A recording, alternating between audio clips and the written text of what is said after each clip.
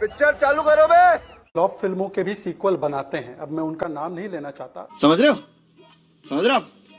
हो ना। ऐसा होता है अंजना जी कि हर जीतते हुए शहंशाह को लगता है कि वो जिंदगी और ताउम्र कभी हारेगा। अगर 400 का ढोल बाजा ताशा ना बजता तो 240 भी ना आते। कांग्रेस की जाने मानी प्रवक्ता सुप्रिया श्रीनेत ने एक बार फिर से शहजाद पूनावाला जो बीजेपी के प्रवक्ता हैं उनकी पोल खोल कर रख दी है। जी हाँ, इस बार यहाँ पर हरियाणा में होने वाले चुनाव के बारे में सुप्रिया श्रीनेत ने इस बार यहाँ पर शहजाद पूनावाला की जो हेकड़े निकाली है वो देखने लायक है। अगर आप इस वीडियो को पूरा देखते हैं तो आप भी देखेंगे कि यहाँ पर सुप्रिया श्रीनेत किस तरह से यहाँ पर खरी खोटे बातें सुनाते नजर आती है। साथ ही यहाँ पर अंजना ओम कश्यप को भी यहाँ पर कहीं ना कहीं सबक सिखाने का काम किया है। इस वीडियो में आप देखेंगे कि किस तरह यहाँ पर हरियाणा में जो चुनाव हो रहे हैं और उसके लिए मोदी किस तरह से यू टर्न लेने का काम कर रहे हैं। यहाँ पर मोदी जी जिस तरह से विदेश दौरे कर रहे हैं और कहीं ना कहीं मुसलमानों को लुभाने की कोशिश कर रहे हैं। यही कारण है कि अब यहाँ पर सुप्रिया श्रीनेत जो कांग्रेस की प्रवक्ता है उन्होंने बीजेपी को पर खरी खोटी सुनाकर उनको बेइज्जत करने का काम किया है। चलिए सबसे पहले इस वीडियो को देखते हैं और वीडियो के बाद की जो बात है वो करते हैं। आइए देखते हैं, बैठचंद मजा आएगा। जम्मू कश्मीर में उनका समझौता हो गया है, वहीं दूसरी तरफ अगर आप देखिए तो उनका समझौता ऐसा ही आम आदमी पार्टी के साथ हरियाणा में भी होता हुआ दिख रहा है। आपके लिए बड़ी चुनौती, बड़ी मुश्किल।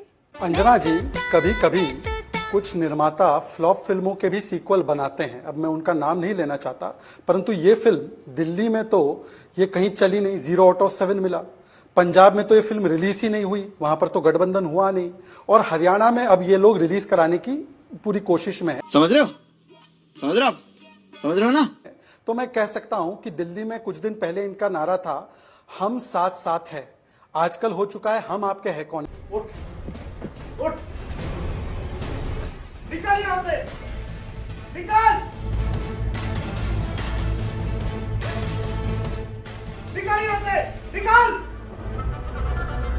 इनके देवेंद्र यादव जी आम आदमी पार्टी को 3C पार्टी बोलते हैं। वो वाले सी नहीं है, ये सब शुद्ध सी है। C for cheating, C for commission, C for corruption. अच्छा, फिर उसके बाद पंजाब में तो इनका जो नाता है वो है कि अकेले हम अकेले तुम, और हरियाणा में मुझे लगता है कि इनका नारा बन जाएगा कभी हां कभी ना। ये कभी हां कभी ना की स्थिति में है। चलिए, अच्छी बात है, यही फ्लॉप फिल्म लेकर आना चाहते हैं तो बदत है भाई, अभी बदत है। देखिए, ऐसा होता है अंजना जी कि हर जीतते हुए शहंशाह को लगता है कि वो जिंदगी और ताउम्र कभी हारेगा ही नहीं। लेकिन यही तो खूबसूरती है इस देश के लोकतंत्र की, इस देश के संविधान की, इस देश के लोगों की समझ की, कि जब उसको लगता है कि लोग गलतियां कर रहे हैं तो वो गलतियों का सुधार कर देता है। अगर 400 का ढोल बाजा ताशा ना बजता तो 240 भी ना आते। तो लोगों ने सुधार किया। समझदार आदमी जो है उसको समझता, और समझदार आदमी उससे सीखकर विनम्रता की राजनीति करता। आज जो यू टर्न मोदी जी ले रहे हैं वो मजबूरन ले रहे हैं, चुनावी वोट की राजनीति को देखकर ले रहे हैं। लोकतंत्र की शक्ति को वो समझ गए और इसलिए उनको वो लेने पड़ रहे हैं, घटक दलों की वजह से ले रहे हैं। तमाम चीजें हैं, वरना बड़प्पन ये था कि वो मणिपुर चले जाते, बड़प्पन ये था कि वो विपक्ष से बात करते।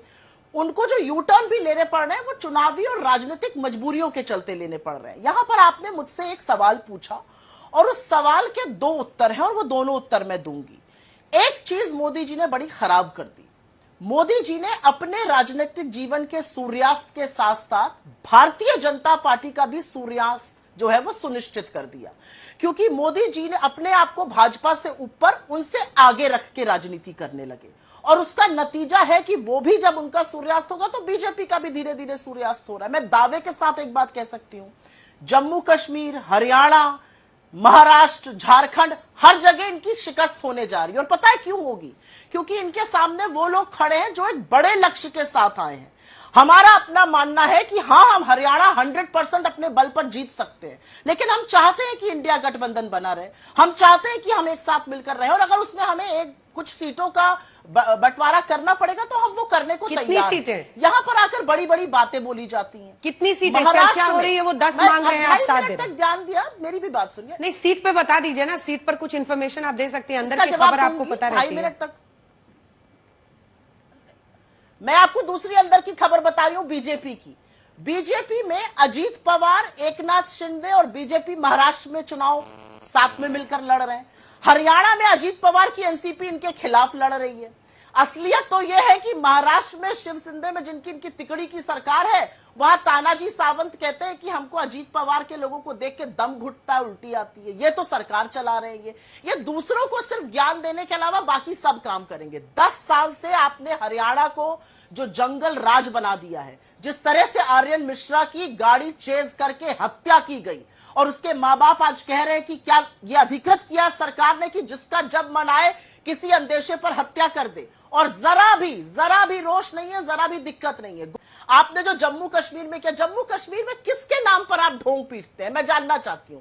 जम्मू कश्मीर में आपकी सरकार बनाए 88 दिन हुए हैं, 88 दिन में 21 हमले हुए हैं, 21 हमलों में 20 हमारे जाबाजों की शहादत हुई है और उससे ज्यादा घायल हुए हैं। असलियत यह है कि राग पीटने वाले जम्मू कश्मीर में आप ना अनंतनाग राजौरी में, ना बारामूला में, ना श्रीनगर में एक जगह चुनाव लड़ पाते हैं, हर जगह से भाग खड़े होते हैं। असलियत यह है कि उन 21 हमलों में से 8 तो जम्मू में हो रहे हैं। अब यह असलियत है आपकी नाक के नीचे। तो आप किस चीज का ढोल पीट रहे हैं, मैं समझ नहीं पा रही हूं। मान्यवर राहुल गांधी जी, ऐसे ही विपक्ष से सरकार चलाते रहिए। मैं आपको दुआ और आपको जो है पूरी आशीष देता हूं। 2029 में, 34 में, 39 में यहां से ही चलाते रहिए। पर आखिरी बात, सबसे पहले तो वक्फ बोर्ड पर यू टर्न लेना पड़ा, LTCG पे यू टर्न लेना पड़ा, लैटरल एंट्री पर यू टर्न लेना पड़ा, broadcast bill pay U turn लेना पड़ा, NPS सबसे अच्छा था उस पर यू टर्न लेके UPS लाना पड़ा। कितने यू टर्न आप ले रहे हैं? आपकी सांसद कहती है किसान हत्यारे और बलात्कारी हैं, आप हाथ जोड़ के उनसे कहते हैं भैया प्रभु ये ना बोलो क्योंकि चुनाव है। आपकी सांसद कहती है कास्ट सेंसस बिल्कुल नहीं होना चाहिए, आप कहते हैं नहीं हमारा ये मत नहीं है, हम देख रहे हैं। तो कंफ्यूजन बीजेपी में कितना है, RSS के बीच में कितना है, वो सबको पता है। असलियत यह है कि भारत माता का मंदिर काशी में, जहां से सांसद है नरेंद्र मोदी, वहां पर आपने परसों ध्वस्त किया भारत माता का मंदिर। इस देश की जिसको हम सर्वोपरि कहते हैं भारत माता का मंदिर आप ध्वस्त करेंगे। आप यहां पर ज्ञान देंगे बैठकर कि राहुल गांधी क्या करें क्या ना करें। असलियत यह है कि शंकराचार्य की परंपरा को आदि शंकराचार्य ने शुरू किया, और शंकराचार्य आपको जब आईना दिखाते हैं तो उनको आपके भक्त और आपके लोग यहां पर बैठे हुए देशद्रोही कहते हैं। आपके प्रवक्ता कहते हैं कि यह कांग्रेसी शंकराचार्य है। शंकराचार्यों को आप मंदिर के आयोजन पर नहीं बुलाते हैं। हिंदू परंपरा में ईश्वर के बाद शंकराचार्यों की उपाधि है। आदि गुरु शंकराचार्य ने इस तरह से हिंदू धर्म की स्थापना करी थी, वापस प्रचार किया था। ठीक है, वापस आज की बहस पे आते हैं। प्रियंका जी, मजा आया। जैसा कि आपने इस वीडियो में देखा कि सुप्रिया श्रीनेत जो कांग्रेस की प्रवक्ता है, उन्होंने यहाँ पर बीजेपी के जो प्रवक्ता हैं शहजाद पूनावाला को, उनको काफ़ी खरी खोटी सुनाई है। आपका इसके ऊपर क्या कहना है, आप मुझे कमेंट बॉक्स में ज़रूर बताइएगा। और आपने अभी तक इस चैनल को सब्सक्राइब नहीं किया है तो चैनल को सब्सक्राइब कर लीजिएगा। इस वीडियो को पूरा देखने के लिए आपका धन्यवाद।